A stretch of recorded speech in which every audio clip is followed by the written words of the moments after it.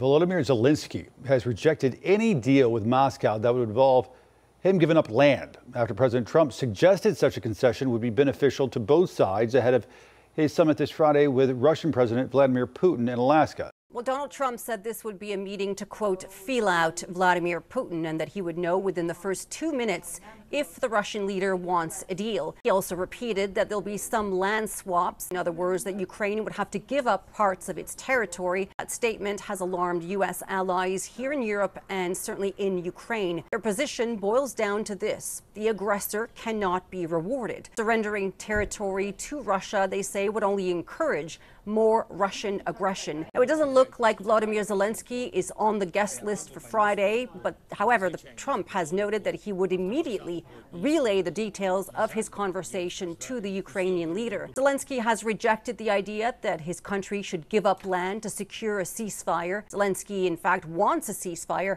before negotiations can even begin, so they're not even agreeing on a starting point here. Europeans have been sidelined from this meeting, which they're not very happy about. They're also unhappy about the fact that Ukraine itself, the country that's been invaded, will not be there.